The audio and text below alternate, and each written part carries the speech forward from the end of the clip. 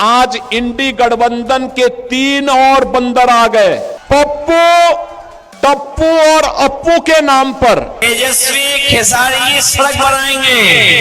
हम दोनों मिलकर के यूपी और बिहार को जोड़ने का काम करेंगे।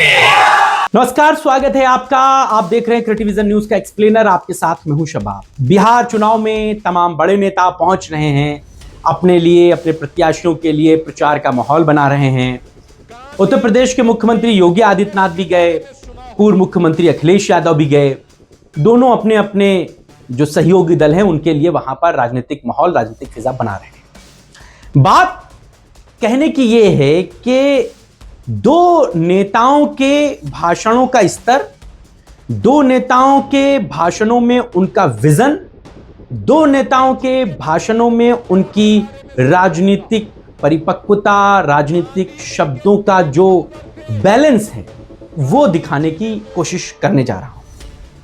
आज योगी आदित्यनाथ बिहार के दौरे पर थे। उन्होंने एक बात कही कि महागठबंधन के 3 बंदर हैं, पप्पू, गप्पू और टप्पू।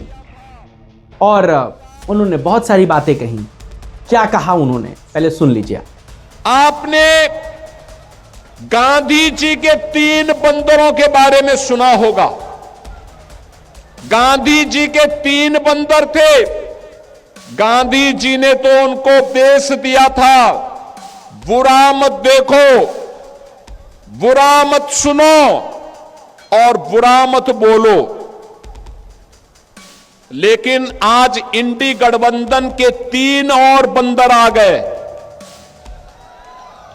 ये 3 बंदर पप्पू, टप्पू और अप्पू के नाम पर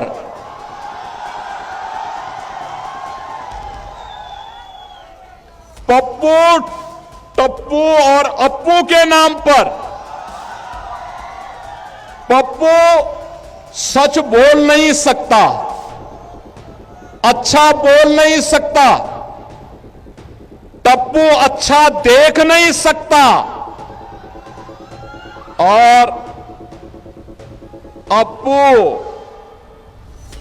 सच सुन नहीं सकता।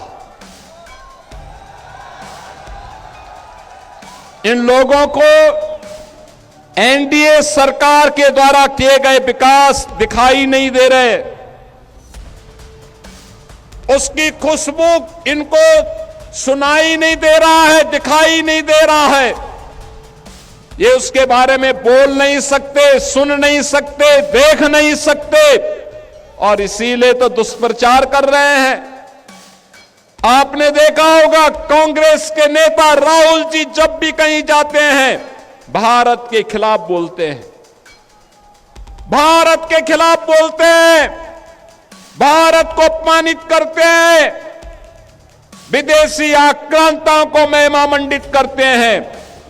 और ये सभी, ये जो 3 इंडी गठबंधन के 3 बंदरों की जोड़ी है, बहनों और भाइयों, ये 3 बंदरों की जोड़ी ये बिहार में खानदानी माफियाज को गले लगा करके, अपना शागिर्द बना करके बिहार की सुरक्षा में सेंध लगाने का काम कर रहे हैं।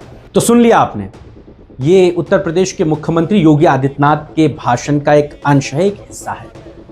राजनीति में ये क्यों जरूरी है कि अगर हम इस तरीके की बातें ना कहें या फिर इस तरीके के स्तर पर ना आए तो अपने प्रत्याशी के लिए हम प्रचार नहीं कर सकते? क्या आप अपने विजन को नहीं बता सकते? क्या आप ये नहीं बता सकते कि हमने या हमारी सहयोगी सरकार ने यहां पर कितना काम किया या बिहार में हम कितना करेंगे? हमने हाजीपुर से लेकर के मोकामा तक कितना डेवलपमेंट कर दिया, हमने समस्तीपुर से लेकर के पटना तक कितने फ्लाईओवर बना दिए। हम ये बातें नहीं कहेंगे। हम बातें कहेंगे शमशान की, कब्रिस्तान की, हम बातें कहेंगे हिंदू मुसलमान की। ये अब बहुत पसंद नहीं किया जा रहा। इसके पीछे एक बहुत बड़ा कारण है। योगी जी के अलावा हेमंतो विश्व शर्मा को भी, असम के जो मुख्यमंत्री हैं, उनको भी प्रचार में आना था, लेकिन यही हिंदू मुसलमान पॉलिटिक्स की वजह से उनको बिहार में तमाम नेताओं ने मना कर दिया। और इनके लिए भी बहुत सेलेक्टिव सीटें रखी गई हैं। जदयू के ज्यादातर प्रत्याशी नहीं चाहते कि ये वहां पर पहुंचे योगी जी और इस तरीके के भाषण वहां पर दें, क्योंकि बिल्कुल हार्डकोर हिंदू मुसलमान से उनको नुकसान है। क्योंकि बिहार में ऐसा नहीं है कि एक ही इलाके में मुसलमान रहते हों और आप इस तरीके की बात कह दें तो वहां पर हिंदू मुसलमान पोलराइजेशन हो जाए, फायदा आपको मिल जाएगा। छिटकाव में है, देश भर में ऐसा ही है। तो ये एक बहुत बड़ी बात है कि तमाम जदयू के जो प्रत्याशी हैं उन्होंने मना कर दिया है कि भाई आप मत आइएगा हमारे इलाके में प्रचार करने, नीतीश कुमार और हम लोग ठीक हैं, अपना जो कर रहे हैं करने दीजिए। बहुत सेलेक्टिव सीटें योगी जी के लिए रखी गई जहां पर वो प्रचार कर रहे हैं। वहीं दूसरी तरफ आप अखिलेश यादव के भाषणों को सुनिए, अखिलेश यादव की बातों को सुनिए, राहुल गांधी को सुनिए, राहुल गांधी के भाषणों को सुनिए। वो नहीं कह रहे हैं हिंदू मुसलमान। राहुल गांधी मुकेश साहनी के साथ, मछुआरा समुदाय के साथ तालाब में उतरकर मछली पकड़ रहे हैं। ये एक सिंबॉलिक मैसेज है वो उन लोगों के लिए जो ये कहते हैं कि राहुल गांधी तो 5 स्टार होटल से नीचे खाना नहीं खाते हैं, वो तो सिल्वर स्पून लेकर पैदा हुए। लेकिन राहुल गांधी ने भारत जोड़ो यात्रा के बाद जिस तरीके से अपनी चीज़ों को बेहतर किया है, उसकी वो मिसाल है, वो तारीफ के लायक है। उसी कड़ी में बिहार में जाना, आम लोगों की बातों को सुनना, उनके साथ बैठना, ये उनकी राजनीति का एक हिस्सा है। इसीलिए राहुल गांधी मुकेश साहनी के साथ तालाब में उतरे और उन्होंने मछुआ समुदाय और पिछड़े लोगों के साथ बात करने की कोशिश की। इससे पहले भी वो कभी ट्रक ड्राइवर के साथ, कभी फुटपैरियों के साथ, कभी मोची के साथ, किसी के साथ बैठकर बात करने का अपना एक नया स्टाइल बना चुके हैं। ये एक राजनीति का साधारण और बिल्कुल बेबाक जोड़ है जो सीधे लोगों को आपसे जोड़ता है। दूसरी तरफ अखिलेश यादव भी हैं। वो जब पहुंचते हैं छपरा तो कहते हैं कि खेसारी जब यहाँ से विधायक बनेंगे, तेजस्वी मुख्यमंत्री बनेंगे तो वो बिहार में रोड बनाएंगे, हम यूपी में रोड बनाएंगे, दोनों को मिलाएंगे। यानी कि एक मैत्रीय बातचीत को शुरू करेंगे, रोड ट्रांसपोर्ट को बेहतर करेंगे। हम भविष्य की बेहतर राजनीति करने आए हैं। हम अस्पताल की, हम स्कूल की, हम सड़क की बात करने आए हैं, जो बेसिक नीड है। इधर तेजस्वी खेसारी की सड़क बनाएंगे, 27 में समाजवादियों की सड़क सरकार बनेगी, उधर हम लोग जोड़ने का काम करेंगे।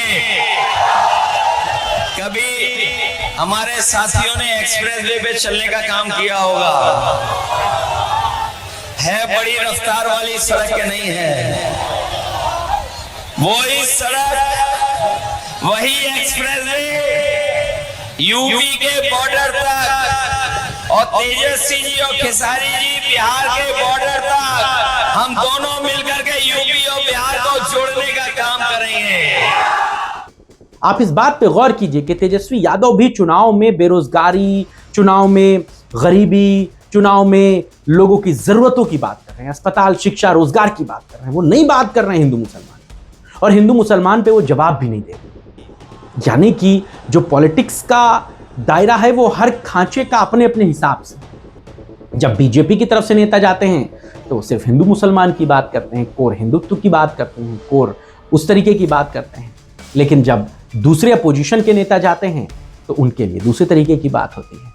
यही कारण है, मैंने आपको बताया कि हेमंतों को बिहार में बहुत ज़्यादा डिमांड नहीं रखी गई, वरना पहले चुनाव में हेमंत केरला तक जा रहे थे प्रचार करने। यही हाल उत्तर प्रदेश के भी नेताओं का है, बहुत ज़्यादा डिमांड नहीं है वहाँ पे, क्योंकि वहाँ पर बहुत ज़्यादा नेता हिंदू मुसलमान की पॉलिटिक्स नहीं चाहते। वो तो मजबूरी है, जहाँ पर सीटें निकल पाना मुश्किल है वहाँ पर ऐसे प्रचार लगाए जा रहे हैं ताकि कम से कम इसी बहाने कुछ माहौल, कुछ फिजा बने।